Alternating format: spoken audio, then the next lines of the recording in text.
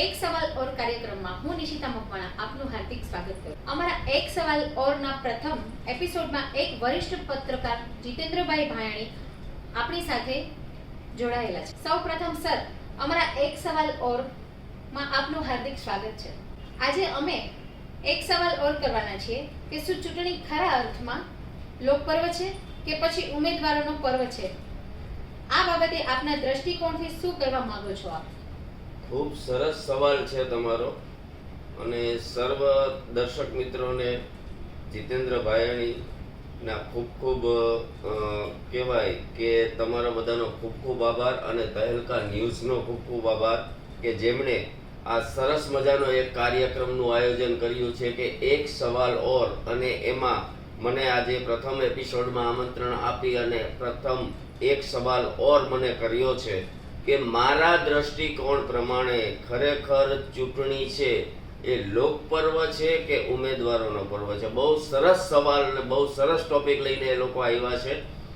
તો દર્શક મિત્રો અને દરેક સત્તાધીશો છે, દરેક પ્રજા છે, એમને કહેવા માંગીશ કે દરેકના ઓપિનિયન, દરેકના દ્રષ્ટિકોણ અલગ અલગ હોય છે, પણ મારા 27 વર્ષના કાર્યકાળ, જે કહેવાય કે ન્યૂઝ લાઈનના કાર્યકાળ દરમિયાન મેં જે અનુભવ કર્યા છે, ચૂંટણીઓ જોઈ છે, એ સંદર્ભે એવું કહી શકું કે ખરા અર્થમાં આને લોકપર્વ કે છે.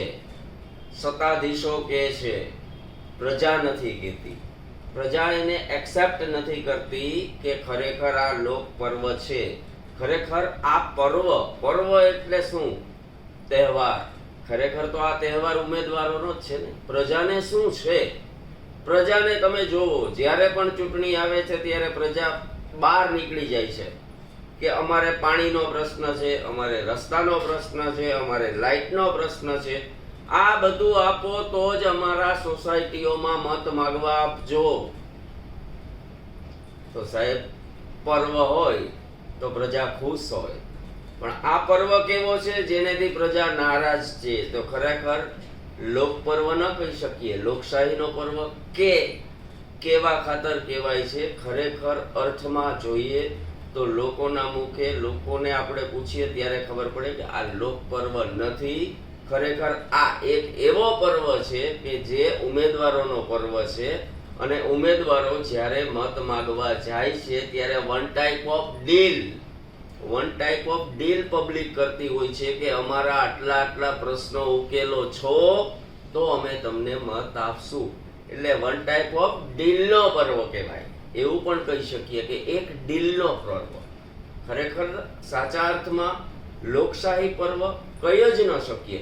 લોકશાહી પર્વ ક્યારે કહી શકીએ કે લોકોના કોઈ સવાલ જ ન હોય, લોકોને કોઈ દુવિધા નો અભાવ, કોઈ દુવિધાઓ ઊભી જ ન થતી હોય, બધી સુવિધાઓ મળી રહેતી હોય, કોઈ પણ જાતની તકલીફ ન હોય, તો એને લોકશાહી પર્વ કેવો યોગ્ય છે.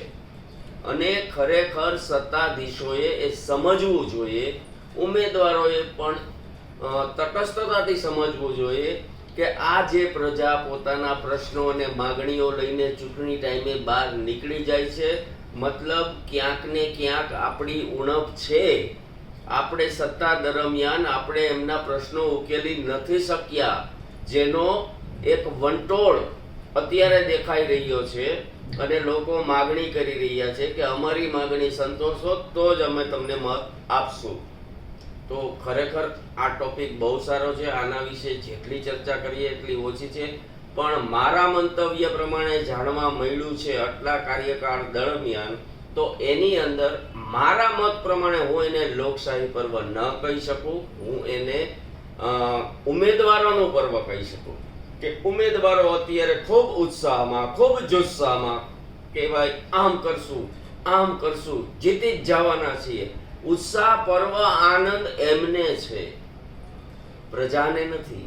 પ્રજાને શેનો આનંદ છે કે ભાઈ અમારી માગણીઓ સ્વીકારો તો અમને આનંદ છે. તો આજે આ બધા પ્રજાના પ્રશ્નો છે, એમને તમે સોલ્વ કરો તો આવનારા દિવસોમાં ખરેખર આ જે લોકશાહી પર્વ કહેવાય છે એ ખાલી કહેવા માત્ર નહીં રહે. ખરેખર દરેક સ્વીકારશે આને લોકશાહી પર્વ. પણ અત્યારે જે ચિત્ર છે એથી ચિત્ર કેમ પલટાવવું એ તો ઉમેદવારો અને સત્તાધીશોના હાથમાં છે. નમસ્કાર, જય હિન્દ, જય ભારત.